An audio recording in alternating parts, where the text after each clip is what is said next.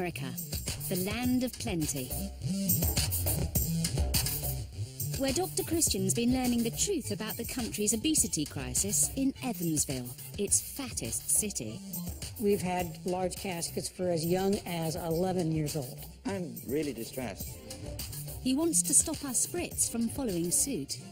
I found the whole thing really quite eye-opening in the amount of people involved, the cost of the equipment involved, how the NHS is ever going to cope with that. I have no idea. And swapping diets tonight, it's Supersize Saskia versus Superskinny Nick. I'm like 3 of you. They'll be entering the feeding clinic to shock them into ditching their disastrous diets. Do you not think you should at least try to eat the porridge? I am eating what you don't eat. And changing their ways. I'm letting you down and I'm letting myself down, but I just can't eat the food. Plus, we're exploring the desperate world of life-threatening eating disorders. In one period of about 9 months, I lost just over 11 stone.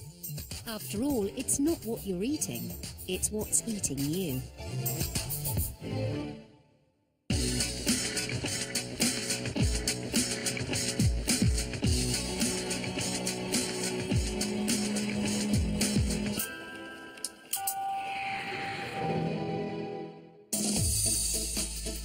Britain's getting bigger. By 2030, it's predicted a fat 40% of us will be obese. But across the pond, Evansville, Indiana, is almost there. Do you think this problem's getting worse? Yes. The patients are sicker because of the obesity. They require more frequent hospitalizations. Over the past 6 weeks, Dr. Christian's witnessed the devastating impact obesity has had on the city and heard that some residents are reluctant to change. I don't want to do any of it, sorry. Health isn't important, No, it is. I just want nothing to do with but it. not here. According to the Gallup poll, which named Evansville as America's fattest city, 37.8% of the population are obese. With a fast food joint on every corner, it's easy to see why. A study reports that in the US, portion sizes offered by fast food chains are 2 to 5 times larger than when first introduced, and the average American spends $500 or £313 a year on fast food. Scarily, us Brits spend more, shelling out £365 each on junk food. Why do people eat out so much? I think convenience. You get off work, nobody wants to cook. It's a lot easier when you have more restaurants per capita than any other city. I'm sort of investigating why Evansville has got this accolade of America's fattest city. What's going on there? What are your thoughts? Well, that's a good point. I would say that probably people just eat too much. Eating is really portion, is everything's too big. Portions, yeah. It's, and you gotta use some control sometimes. Dr. Christian wants to find out for himself what the people of Evansville find so hard to resist. So what's kind of the most popular dish here? What do people really choose most? Our pulled pork and our barbecue ribs. Can I try some? You sure can. Whoa, okay. They are the biggest, baddest baby backs in the business. You've said it. In a rack of ribs this size, with coleslaw on the side, you're looking at a massive 2,300 calories. Although I don't really want to admit it, this is really good. But it is far too much for one person. The number of calories in this is phenomenal. And if you're eating this sort of thing regularly, then this is definitely going to make you pile on the weight. And with so many places serving up the same kind of fat-laden feasts, there's a lot to tempt the people of Evansville. So where do they seek redemption? Evansville falls within America's Bible Belt and has even more churches than it does restaurants. So the parishioners of Bethel Temple have decided to call on God's help to win the city's battle against the bulge by mixing fitness with faith. Thank you, Lord. We pray that you will give strength and energy as the people in this room are working on body, mind, and spirit. Amen. Amen. All right, so we've got God in our souls, our spirits. Is everybody ready to work out? Yeah.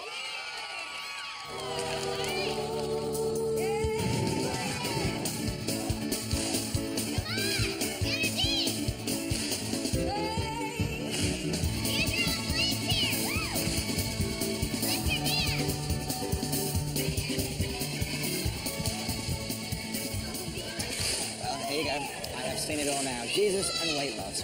Why not? We're doing joy jumps. We're doing power praises, prayer arms like this. You're looking up to God. We feel that God can empower you to do maybe more than what you would have been able to do otherwise. What do you get out of this? Helping me lose weight. Why the gospel and the weight loss? How do they work together? Because God's there helping me get through it. I like the fellowship. I want to be healthier, and they don't judge you for being overweight, and they encourage you, and they're with you every step of the way.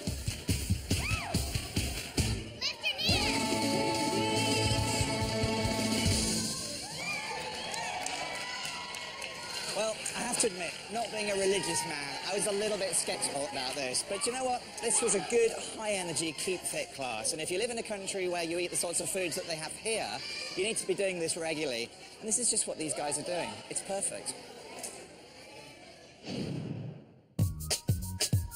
Back in the UK, Dr. Christian's waging a war against weight on both ends of the scale. He's gathered all 8 Supersizers and 8 Superskinnies under one roof. They're getting some shock treatment by facing their opposites before they go into the feeding clinic to tackle their own bad habits. And tonight, Dr. Christian's chosen... Saskia, I'm going to pair you up with Nick. Hi, Saskia. I'm like 3 of you. I would like to lose about 3 stone. I want 3 stone, so I'll trade you. Yeah, that'll be great. Saskia's diet is dripping in fat, whereas food scientist Nick won't eat anything unless he's analysed the fat content first. I think I'm going to have my work cut out for me teaching these two about food.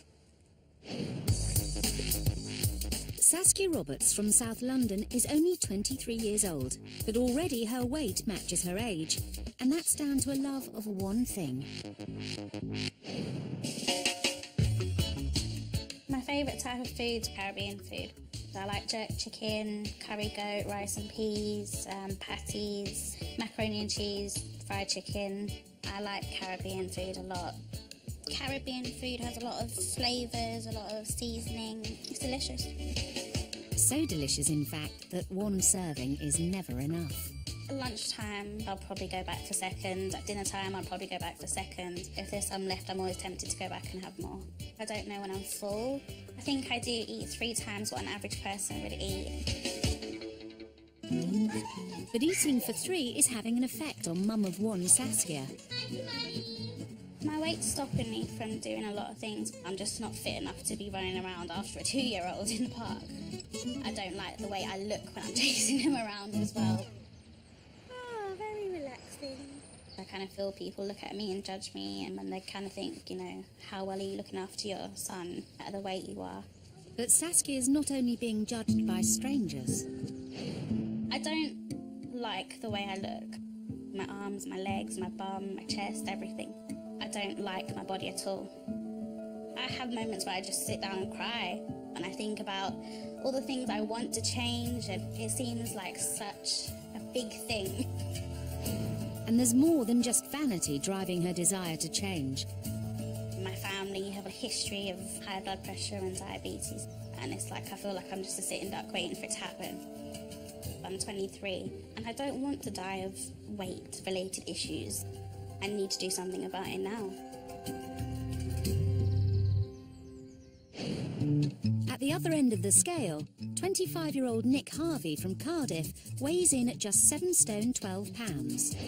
As a food analyst, Nick knows exactly what goes into our grub, but it seems that sometimes too much knowledge can be a bad thing. I'm really fussy about the foods that I eat. I read the labels on foods. Virtually every time I pick something up. The fat content, the salt content. I'm quite geeky about that sort of thing. It's got quite a lot of sugar in this one. Quite a lot of salt is going down. And Nick is just as methodical when he sits down to eat.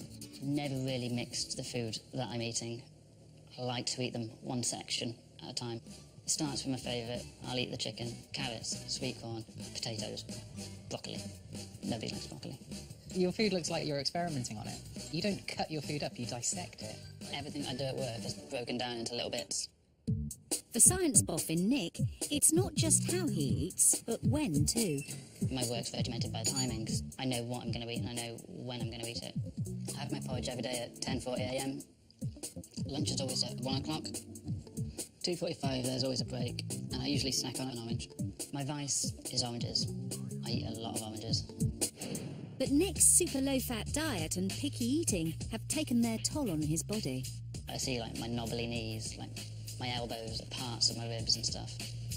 I've always wanted to be bigger than I am, rather than a skinny, twigglety boy. I control the food that I'm working with at work.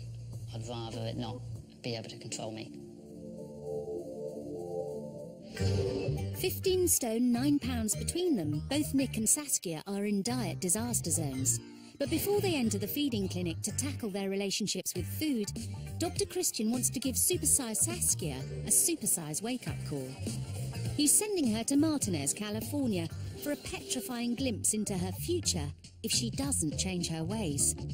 My name is Lisa Bacchus. I'm 31 years old.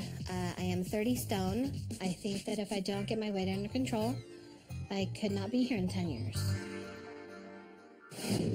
Coming up, Saskia hears firsthand the heartbreaking cost of obesity. I was told by the doctors that I couldn't have the babies because I wasn't healthy enough. Dr. Christian makes a transatlantic house call. Hi! I thought I'd come and hijack your party. And there's dissatisfaction during the diet swap. You can see little globules of fat at the sides.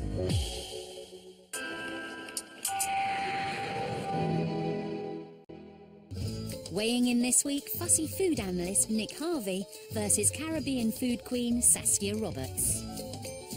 They'll be tackling their diet demons in the feeding clinic. But first, Dr. Christian sent 23 stone 7 pound Saskia to Martinez, California in the supersized US of A. For a terrifying glimpse into her potential future as she meets 30 stone Lisa Bacchus. Hi! I'm Lisa. Hi, I'm Saskia. Nice to meet you. Yeah, Come nice on to in. meet you. This is my home. When Lisa opened the door, I thought this could be me. That was what I was thinking. This could be me very soon. So, I'm 31, and I do homeowners association management, like pays the bills. Busy. Yes, I pretty much work around the clock. Definitely doesn't leave much time for healthy eating and good habits. It's not easy at all sometimes. It's not. Every day I think about how my weight affects me, and it's really starting to wear on my body. My health issues with my weight range from high blood pressure to a hiatal hernia to prediabetes. It's very hard to keep my body clean because of all the rolls. My breasts, they're massive. They stick to my belly, and they sweat, and they cause an odor. I usually get boils underneath my arms or in between my legs. It hurts bad. So tell me a little more about your son. His name again? Kimani. Kimani, that's beautiful. Yeah, that's him. Oh, he's so cute. And now Lisa wants to show Saskia her pride and joy. Ooh, nice car. Thanks, I like it. I don't fit in it, but I like it. As she takes her out for lunch at her favourite Italian restaurant for a slap-up meal, starting with a plate full of chicken wings and garlicky ranch dressing. I love ranch dressing. It's so bad for you, but it's so good. Followed by a large ribeye steak sandwich and fries, which for most people would be enough. This is kind of a small portion compared to what I normally eat. And as the two women bond over food, Lisa's got something important to tell single mum Saskia. I got pregnant about 2 years ago, and it turns out that I was pregnant with twins.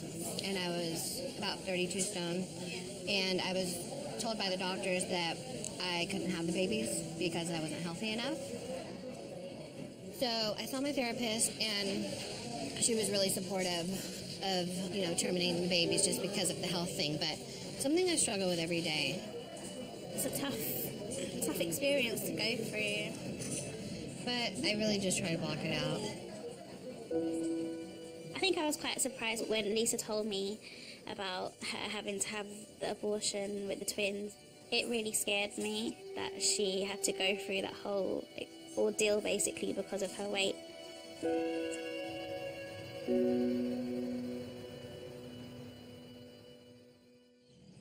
It's day 2 in Martinez, And after last night's bombshell, Saskia and Lisa are determined to start the day in a healthy way.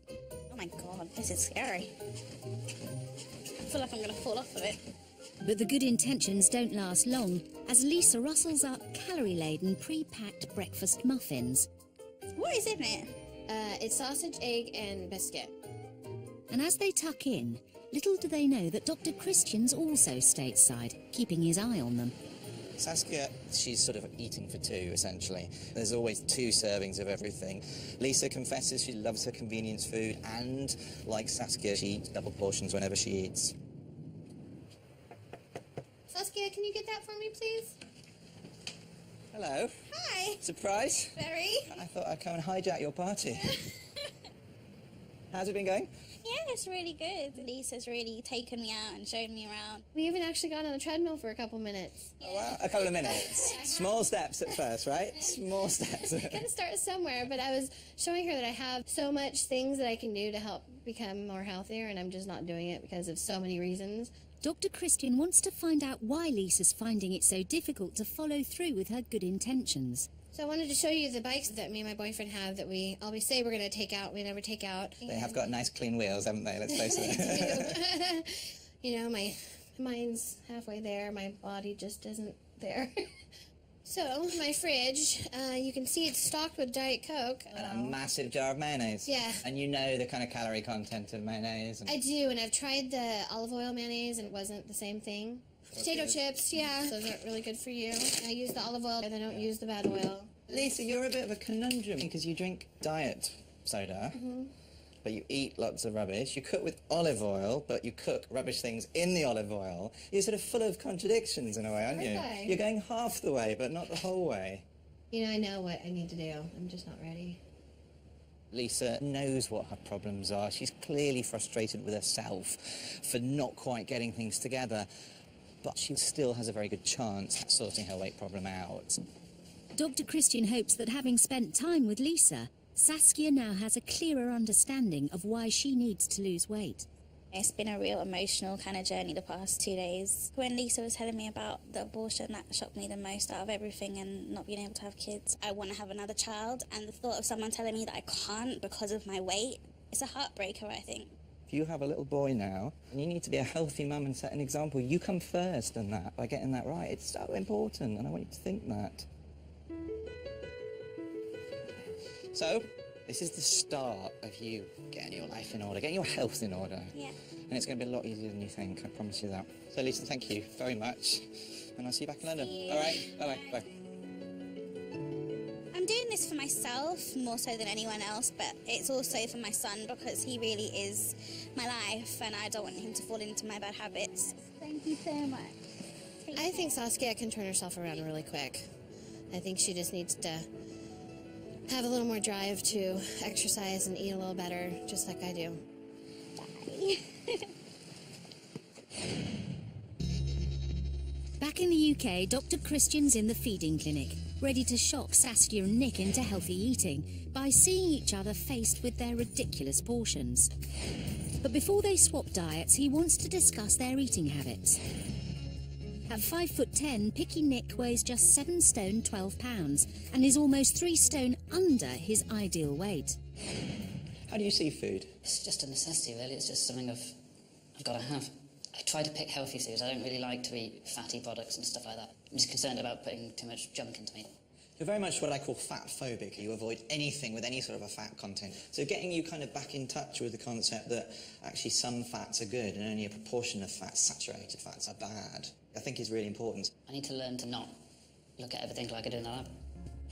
At just 5'2", Saskia weighs in at 23 stone 7 pounds, which makes her a colossal 13 stone 10 pounds overweight. About a year and a half ago, my mum had a stroke, and for me that was kind of like a shock.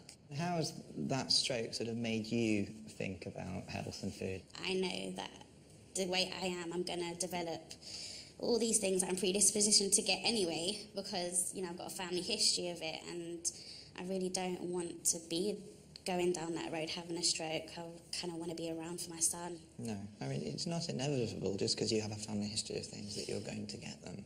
What we do know, though, is you can make it easy to get these things, and you can make it a lot harder, and at the moment you're making it very easy and very likely. But I hope you'll change that and make it much less likely. And without further ado, it's time for Saskia and Nick to swap diets, starting with breakfast. A small bowl of plain porridge for Saskia, and Nick's faced with scrambled eggs and 4 thick slices of buttered white bread. I have a lot of bread. But scientist Nick can't help himself from analysing what's in front of him. How many eggs are actually in this? 5. 5? The eggs aren't the only ingredient to have been supersized in Saskia's diet. How many sugars are in this? 3. I wasn't expecting the sugar in the coffee. It's so sweet. It just... And Saskia's also struggling with the bland porridge. You can have any more of your porridge? I'm so not a porridge person. In that case, wait till breakfast tomorrow. The first breakfast was not great for me. I don't like porridge at all. After a challenging breakfast, will they fare better at lunch? On the menu, a double portion of Caribbean goat curry, rice and peas for Nick.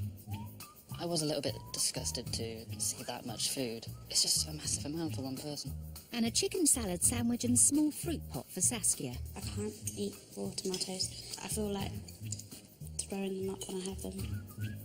I could eat it if it was a little less oily. Like you can see little globules of oil and fat at the sides. And Nick's not wrong. All the meat that Saskia eats accounts for 40% of her fat intake and almost half of her salt intake. It made me feel quite bloated and full. My stomach's making noises that it doesn't normally make. Dr. Christian wants to show Saskia why eating so much fatty meat is so bad for her. Saskia, I brought you out here to talk about meat. Here is a week's worth.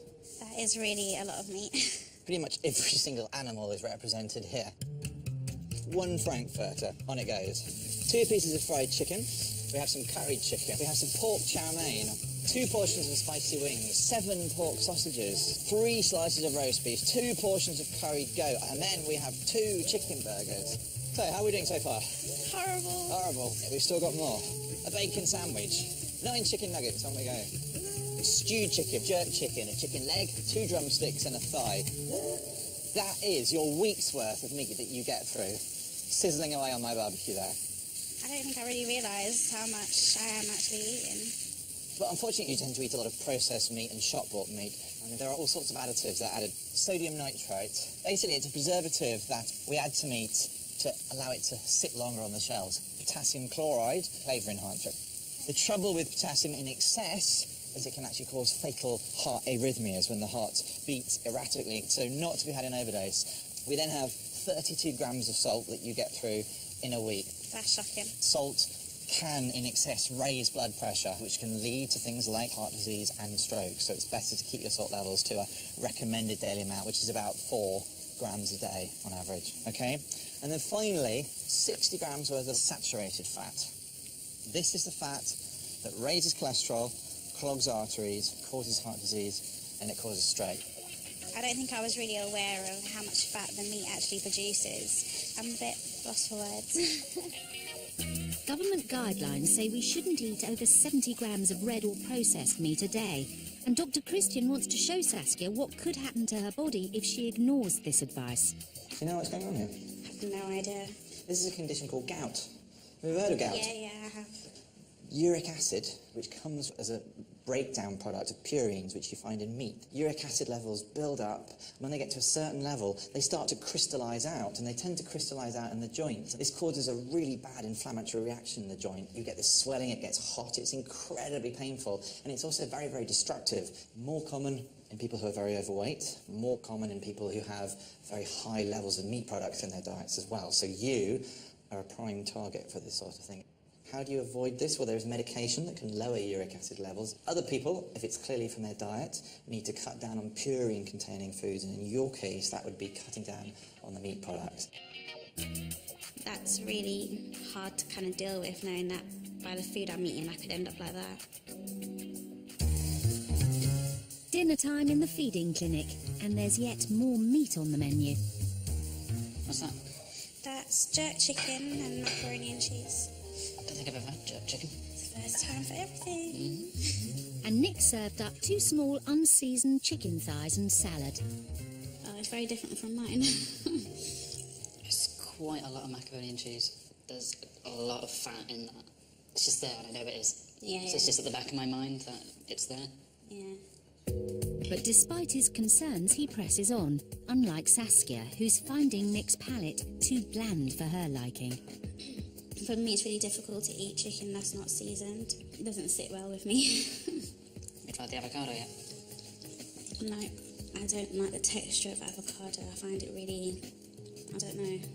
It seems like a day's worth of Nick's simple diet is taking its toll on Saskia. I don't think I'm going to be able to eat much more, Nick. I'm feeling really not great. Not feeling too good? No, not at all. I'm feeling super sick. I think I'm going to have to... Do you mind? Sorry. I don't know if it was because of the food and how bland it was, or the taste or texture, I don't know, but I just felt really sick and queasy and not very nice.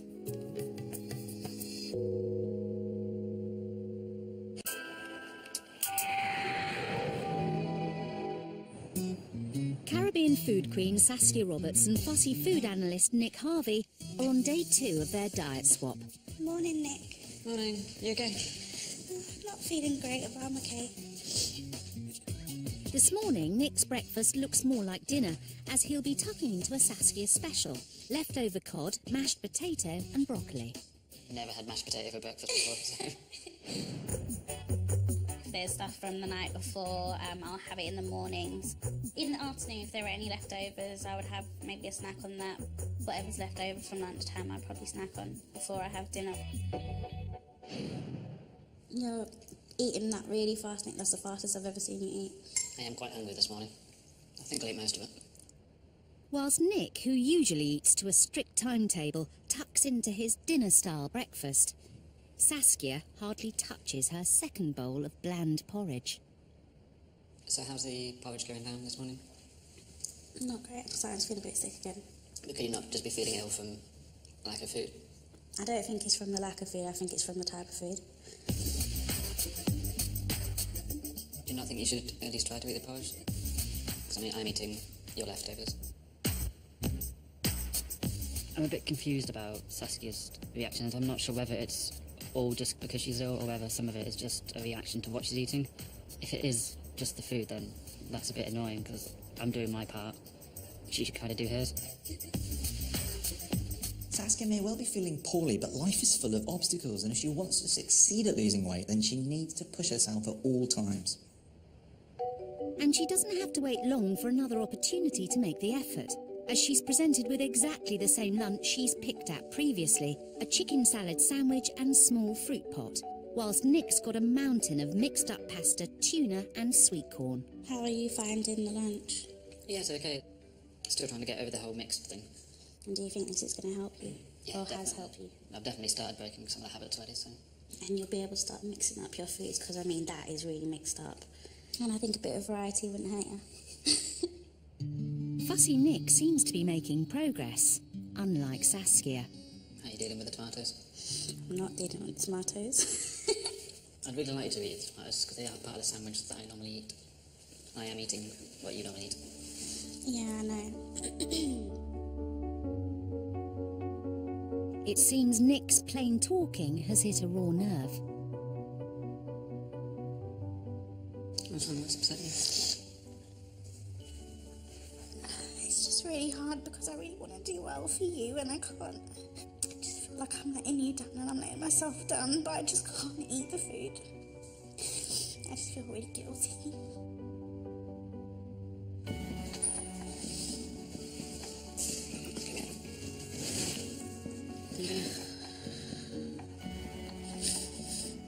You don't have to eat any more tomato. It's just all a bit too much, you know, not feeling well. I think it's just a mixture of everything. I am sorry. I just feel a bit bad for Nick because, you know, he's really trying and it just made me upset because I just felt like I was letting him down a bit. Over the course of the series, 6 people have been sharing their very personal experiences of life with an eating disorder. Commonly thought of as conditions that affect mainly women, they can and do affect men too. In the last 10 years, there's been a 66% rise in male admissions to hospital for eating disorders. And Jonathan McIntyre is one of the men affected. At 19 years old, he suffers from disordered eating. In one specific period of about 9 months, I lost just over 11 stone. I would tend to not eat for days on end, 2 or 3 days, and then I would purge whatever I ate. By purge, I mean that I would make myself sick after I ate. Disordered eating can include eating masses of the same kind of food, choosing foods of a certain colour or shape, and binging and purging. Only 2 years ago, Jonathan tipped the scales at just over 20 stone. Tormented by bullies and being told to lose weight, he began to starve himself. I sort of became addicted to losing weight, addicted to the fact that I was and that I could. As time went on, the days I fasted became less and the amount I ate became more, but I was also beginning to binge and purge. And this binge-purge habit has consumed Jonathan's life over the past year. A major binge would be like buying 1 or 2 things from every aisle in the shop, and then sometimes take away things as well, and those could be upwards to like 100 quid. Tend to have the things with the temperatures first, basically the fish and chips, then the ice cream. Anything that needs to be cooked then goes into the oven, and then start on the other things, the savoury things, like the sandwiches, the pastries, and generally it just goes from there. In the process of binging, it can be quite hectic, quite frantic. Just tend to unpack things fast, try to eat things as fast as possible. After I've binged, I tend to feel ridiculously uncomfortable, like I feel like I'm going to burst, and so then I will just tend to purge. Yet the compulsion of disordered eating drives Jonathan to continue. There's 3 triggers to when I binge. There's a boredom, hunger and stress. I'm quite obsessed and I can't get it off my mind to the point that sometimes I get headaches, so I just can't stop thinking about it. Sometimes you'll see him and he'll be a lot skinnier than what he was last time. It does get you worried about him. But having suffered with chest pains and palpitations, Jonathan's now trying to break the destructive cycle of his disorder. I've had counselling with the community mental health team. It helps for me to talk about it and to get it off my mind and to sort of unwind. I tend not to binge and purge as much lately. It tends to only be about maybe in between 3 and 5 times a week now, compared to about that much a day. So I'm staying well and staying healthy, trying to focus more on living rather than focusing and obsessing on food as much. Recovering from an eating disorder can be a lengthy process. It's a tough path and sufferers often have episodes of relapse as part of the journey, but it can eventually happen. A year on or 2 from now, it'd be nice just to be stress-free and to not have to worry about what I'm eating and to have a structure to my life. If you think you or someone you know might be showing signs of an eating disorder, find out more at channel4.com/supersize.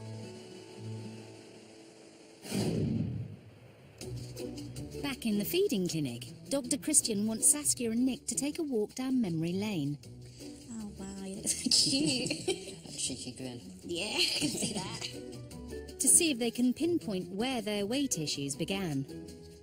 I think I'm about 16 maybe in this one. I don't think you look very thin in that. You look normal. I think it's just kind of a normal child. My biggest weight loss would have been when I went to university and I got complete control of my diet. That I started fixating on what I was eating. I think that's where my problem started. This is me when I was about 4. I was actually quite underweight, and they gave me some medications to make me start eating more because I wasn't eating at all. And it just went up and up and up. How was school for you? Were you bullied because of your size or anything? Yeah, I mean, in primary school, I was bullied quite a bit. I used to hate school. School was like my enemy. It's really quite eye-opening to see all these pictures on the table, isn't it? Yeah, it gives a really clear view of how you've grown and what's happened. Now that they've got a better understanding of where their issues with food began, how will dinner go down? It's chicken all round. Saskia's serving up double helpings of spicy casserole and rice, and at last Nick's treating her to some flavour. in the form of a small portion of korma and rice. Do you think you're going to be able to manage any of that? I'm going to try. It's nice to see that you're eating something with a bit more flavour than what you normally have. It's really nice. It's quite sweet. How's it going down? Is it spicy enough for you, or is it still quite bland? It's really tasteful. It's called a Friday treat. I think you should make it a treat more often. It seems Saskia and Nick are finally enjoying each other's meals. And before they go home, Dr. Christian wants to hand over their healthy eating plans. In many respects, this was the easy bit, because now you've got to go home and do all this yourself. A lot of your help is here, your diet plans. But Saskia, that one is yours. Nick, that one's yours. And I'm going to see you in a few weeks' time and see how you're getting on. Saskia will be on a diet plan of 2,000 calories a day, which will mean cutting down on the major sources of fat in her diet and including more complex carbohydrates, such as wholemeal bread, pasta and rice, as well as fruit and vegetables. All of this should help her feel fuller for longer. Nick's diet plan boosts his calorie intake from a measly 1,597 to 2,500, the amount needed for a healthy man, and includes starchy carbohydrates, as well as sources of healthy fats, such as nuts, seeds, vegetable oils and spreads. The main thing that I've learned from here is that I have to get out of my routine. I have to get out of having the same things and overanalyzing what I'm eating. I'm looking forward to get on with the food plan, really. The reason I'm eating so much is probably because I'm bored and I'm used to it, and once I break the habit, then, you know, I can eat less than I do, and I think Nick's routine and diet has really taught me that. Oh, it was really lovely meeting you. Good luck. Yep, and you. I hope you feel better next time I see you.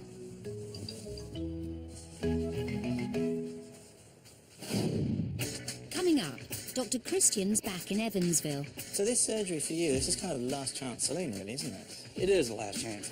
And after 8 weeks on the diet plan, it's time to face the scales. I know I've put some weight on, but I just don't know if it's as much as I wanted to put on by now.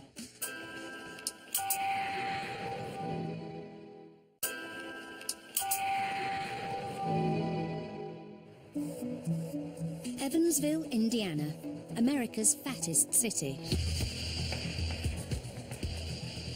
On the front line of the battle against obesity here in Evansville is the Deaconess Hospital, where, just like in the population, over a third of the patients here are obese. On a daily basis, the staff have to deal with the sharp end of the obesity crisis, from amputations due to type 2 diabetes to heart problems, and educating the next generation to make sure they don't follow suit. But some patients feel it's too late and resort to more extreme measures to control their intake of food. Good. Suction out. The bariatric department offers 2 main types of surgery, the lap band and the gastric bypass. At the Deaconess, they perform 3 to 5 weight loss surgeries like this a week, and in the UK, figures are rising, from 7,214 in 2010 to 8,087 the following year, up 12%. Dr. David Kohler specialises in lap band adjustments. Well, the lap band, it has the inner inflatable part there. That is actually what inflates and tightens down around the top of the stomach. So effectively what you do is you get a narrowing that will hold the food up and allow you to get satisfied more early. Rachel had hers fitted 4 years ago and is back for a review. I just find my stomach maybe holds a little bit more and I'm hungry still. Sometimes after a year, just a small minor adjustment will help out. Okay. Fluid is injected into Rachel's lap band to further inflate it, so that less food is allowed into her stomach. We're done. Since having hers fitted, Rachel has lost 5 stone 6 pounds. But a lap band is not a quick fix, and it doesn't work for everybody. What surgery are you having? I'm having a gastric bypass. Why have you chosen the bypass? It's the end all. I've done everything else. I've done the diets. I've done the lap band. So this surgery for you, this is kind of last chance saloon, really, isn't it? It is the last chance. James's current weight is 25 stone 6 pounds. James had a laparoscopic band placed about 1.5 years ago, and he did not have much success with it. So we've elected to remove the band and proceed with a gastric bypass. Unlike the lap band, which can be removed, a gastric bypass is non-reversible. The stomach is stapled to make it permanently smaller, which will mean that James will never be able to eat in the same way again. However, having the procedure does carry risks. The death rate is about 1 in 200 operations, and around 20% of patients regain much of their weight within a few years. For James, however, the procedure has been a success, and he's lost 4 stone 2 pounds to date. It's made it very clear that the complications of being obese are very undesirable. The answer is just not putting the weight on in the first place.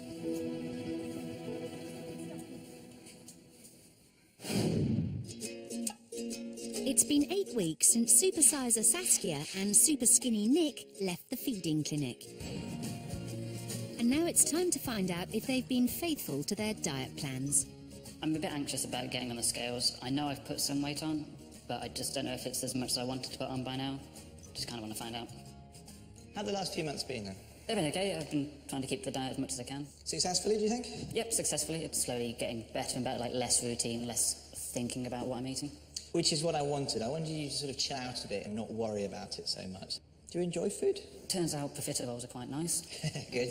They're a new experience. A new experience for me, that's quite nice. Yeah, I enjoy it a lot more now. Now I'm not continuously thinking about what I'm eating. You used not to eat foods together. You'd have to eat one thing at a time. Has that changed? No, I'm mixing everything now. It's kind of like eating out with a 5-year-old because I'm trying all different things together, seeing what works and what doesn't. I found that cheese and grapes, that taste quite good together. What sort of changes have you noticed to your body? I can definitely see that I've gained a bit of weight on my legs and across my chest. You can't see my ribs so much anymore. I know I've put something on, just don't know how much. And how about Saskia? Well, a sudden personal problem meant she couldn't come back to catch up with Nick, but we spoke to her instead. She has managed to lose half a stone and is going to carry on with the healthy eating. Well done, Saskia. And I wish her all the best for the future. In the meantime, Nick. And I just want to tell you, big happiness for you, because you've done fantastically well. And I'm really, really pleased. Phenomenally, you've put on a stone in weight in just over a couple of months, which is amazing. How do you feel? Great, that's what I wanted. More importantly than that, you've put on 2 inches around your chest. Nice. And 2 inches around each thigh. So I'm delighted, Nick. Well done, congratulations. Thank you. When Dr. Christian told me I put on a stone, I was so happy and relieved that I've done it. The extra inches that I've gained is quite good, because before I was scrawny and thin, but not quite so much now. I've managed to put on a stone, I've met my target, so I'm going to leave a happy man. Next week, a supersized cheese addict swaps diets with a super skinny health food fanatic. That's lovely. And there's friction in the feeding clinic. It just doesn't seem to make sense to me to eat something that you know is not really healthy. I think if I was in your position, I'd think I would try a little harder. Dr. Christian hits the airwaves in Fat Town, Evansville. You could cut out 500, 600, 700, 800 calories a day just by changing the nature of the dressings and sauces that you use. And Supersize is sent stateside for a shocking taste of what could come. My kidney doctor told me by the age of 54 I could be dead. And I'm 48 now. A little bit of poetry about Postman Pat. Brian Bedondi gets creative in the States. Face Jacker at 10. Becoming a poet with a learning disability is wooing with his words. Extraordinary singletons looking for love. The Undateables.